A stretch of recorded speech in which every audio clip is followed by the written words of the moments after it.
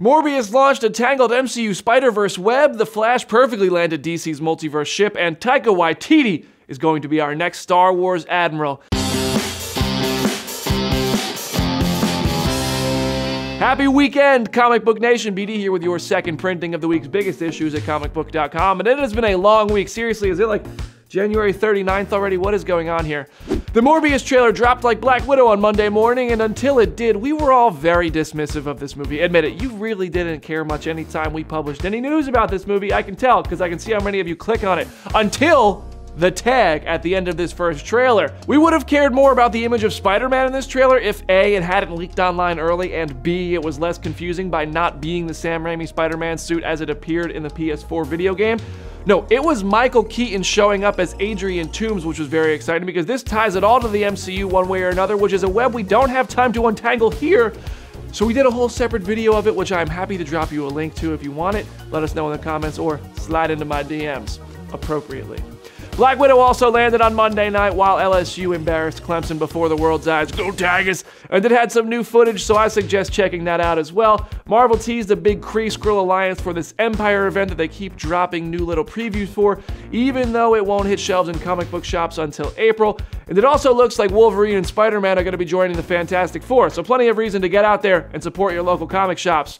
On TV, The Flash riled up every last one of us by pulling off one of the coolest things a live-action comic book property has ever done. Ever. I'm not exaggerating. Ezra Miller's Barry Allen from the Justice League movie showed up and met Grant Gustin's Flash from the CW. You probably know this by now, but you're probably not mad that we're rehashing it because the moment was awesome. Pure joy. And I honestly wish I had more hands, so I give this moment more thumbs up.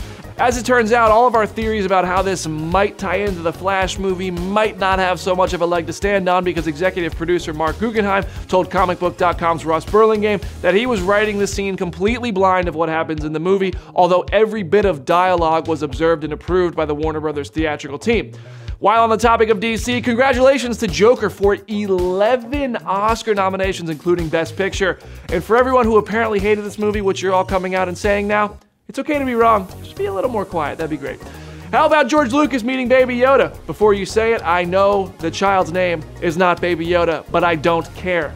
This was not the only big fat W for Star Wars this week, as apparently Thor Ragnarok director Taika Waititi, the same guy who also directed the epic season finale for The Mandalorian, the one where Jason Sudeikis punched Baby Yoda, we all got fired up over it, yeah, well, he's now being recruited to do a Star Wars movie, and I say he's just the right guy to write and direct a big concept Star Wars movie about good versus evil. That could be a ton of fun.